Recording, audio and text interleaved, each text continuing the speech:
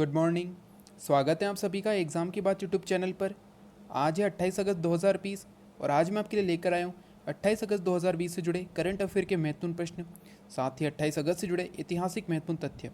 साथ ही आज के वीडियो के अंत में आपके लिए एक छोटा सा टेस्ट है जिसमें कुल 3 प्रश्न होंगे और आप सभी को इन 3 प्रश्नों के उत्तर कमेंट बॉक्स में देने हैं। तो आप सभी इन 3 प्रश्नों के उत्तर कमेंट बॉक्स में ज़रूर दीजिएगा। तो चलिए शुरू करते हैं। सबसे पहले कल की वीडियो का सवाल। कल की वीडियो के अंत में आपसे एक सवाल पूछा गया था कि हाल ही में केंद्र सरकार ने किनके कार्यकाल में 2 वर्ष का विस्तार किया है। तो हाल ही में केंद्र सरकार के द्वारा DRDO के चेयरमैन जी सतीश रेड्डी के कार्यकाल में 2 वर्ष का विस्तार किया गया है, यानी कि इनका कार्यकाल खत्म हो गया था, जिसके पश्चात केंद्र सरकार ने इनके कार्यकाल में 2 वर्ष का विस्तार किया है। साथ ही मैंने आपको बताया था कि DRDO की स्थापना हुई थी 1958 में, जो कि बहुत ही इंपॉर्टेंट है, इस पर क्वेश्चन आता रहता है, तो आपको याद रखना है। DRDO की स्थापना हुई थी 1958 में, इसका मुख्यालय है नई दिल्ली में। तो आपको दोनों फैक्ट याद रखने हैं। साथ ही आपको याद रखना है कि केंद्र सरकार के द्वारा इसके चेयरमैन जी सतीश रेड्डी के कार्यकाल में 2 वर्ष का विस्तार किया गया है। तो आपको DRDO से जुड़े ये सभी इंपॉर्टेंट फैक्ट याद रखने हैं। वही अगर बात करें 28 अगस्त से जुड़े महत्वपूर्ण तथ्य की, तो 28 अगस्त सन 1904 को कलकत्ता से बैरकपुर तक प्रथम कार रैली का आयोजन किया गया था। तो आपको याद रखना है कि प्रथम कार रैली का आयोजन किस वर्ष हुआ था। तो 1904 में 28 अगस्त के दिन। और कहाँ से कहाँ तक हुआ था, तो कलकत्ता से बैरकपुर तक। ठीक है दोस्तों। वही अगर बात करें तो 28 अगस्त 1986 को भाग्यश्री साठे शतरंज में ग्रैंड मास्टर बनने वाली भारत की पहली महिला बनी। तो बहुत ही इंपॉर्टेंट क्वेश्चन है। अगर क्वेश्चन आ जाए कि शतरंज में ग्रैंड मास्टर बनने वाली भारत की पहली महिला कौन थी, तो आपको नाम याद रखना है भाग्यश्री साठे, जो शतरंज में ग्रैंड मास्टर बनी थी 28 अगस्त 1986 के दिन। तो बहुत ही इंपॉर्टेंट क्वेश्चन है और आपको याद रखना है। वही अगर बात करें तो साधारण बीमा कारोबार राष्ट्रीयकरण का बिल पारित हुआ था 28 अगस्त 1972 को। जैसा कि हम जानते हैं कि भारत में 14 बैंकों का राष्ट्रीयकरण हुआ था सन 1969 को, चौथी पंचवर्षीय योजना में। ये क्वेश्चन कल मैंने पूछा था आपसे कि 14 बैंकों का राष्ट्रीयकरण किस पंचवर्षीय योजना के अंतर्गत हुआ था। तो चौथी पंचवर्षीय योजना के अंतर्गत 14 बैंकों का राष्ट्रीयकरण हुआ था 1969 में, और उस समय भारत की प्रधानमंत्री थी इंदिरा गांधी। तो ये क्वेश्चन भी आया हुआ था कि 1969 में हुए 14 बैंकों के राष्ट्रीयकरण के समय भारत की प्रधानमंत्री कौन थी। तो आपको याद रखना है इंदिरा गांधी। तो अब आपको याद रखना है कि साधारण बीमा कारोबार राष्ट्रीयकरण का बिल पारित हुआ था 28 अगस्त 1972 को।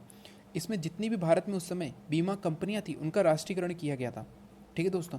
वही आपको सबसे इंपॉर्टेंट याद रखना है कि भारतीय साधारण बीमा निगम की स्थापना 22 नवंबर 1972 को हुई थी, यानी कि बिल पारित होने के पश्चात 22 नवंबर 1972 को भारतीय साधारण बीमा निगम की स्थापना की गई थी।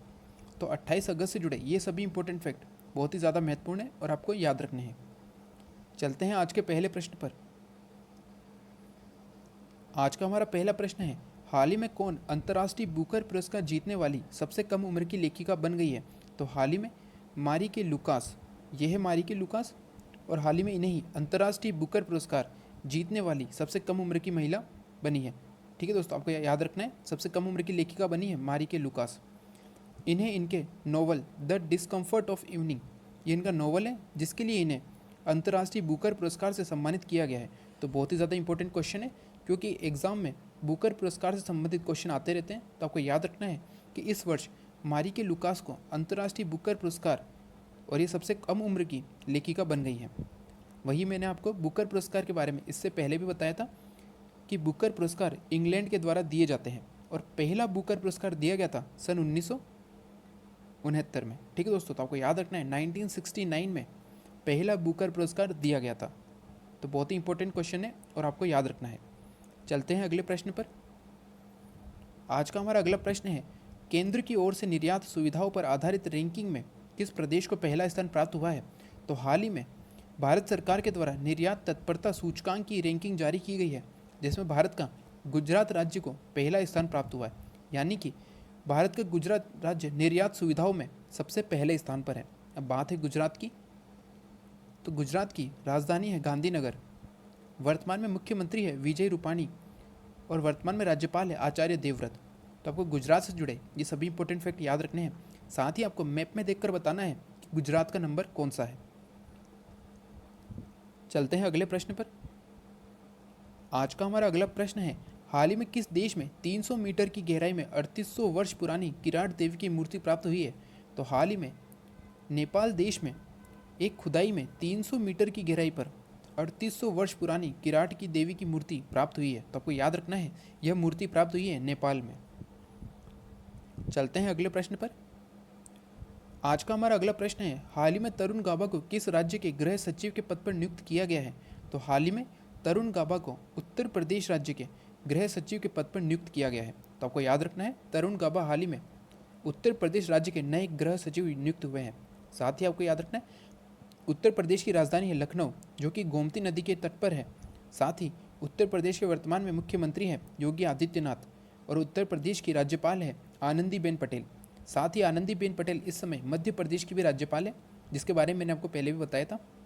तो चलते हैं अगले प्रश्न पर।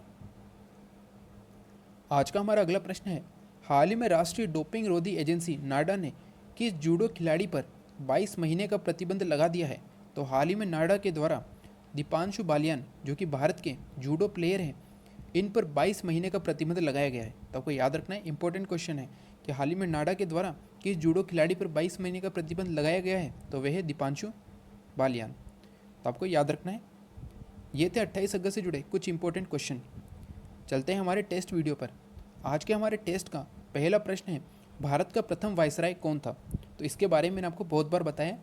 इसके बारे में मैंने आपको बताया था कि 1857 की क्रांति से पहले भारत में कंपनी के अधीन गवर्नर जनरल का पद था, जिसके बाद क्रांति के पश्चात इस पद को बदलकर भारत के वायसराय का पद रखा गया था। और आपको बताना है कि इस पद पर ब्रिटिश सरकार के द्वारा किस व्यक्ति को सबसे पहले नियुक्त किया गया था, यानी कि भारत का प्रथम वायसराय कौन था। तो इसका आंसर आप कमेंट बॉक्स में दीजिए। चलते हैं अगले प्रश्न पर। आज का हमारा अगला प्रश्न है, प्लासी का युद्ध किस वर्ष हुआ था? तो ये भी मैंने आपको बहुत बार बताया कि प्लासी का युद्ध किस वर्ष हुआ था। प्लासी का युद्ध हुआ था ब्रिटिश अधिकारी रॉबर्ट क्लाइव के नेतृत्व में ब्रिटिश सेना और बंगाल के नवाब सिराजुद्दौला के मध्य। ठीक है दोस्तों, जिसके बाद बंगाल का शासन अधिकारों जो अंग्रेज थे उनके अधिकार में आ गया था।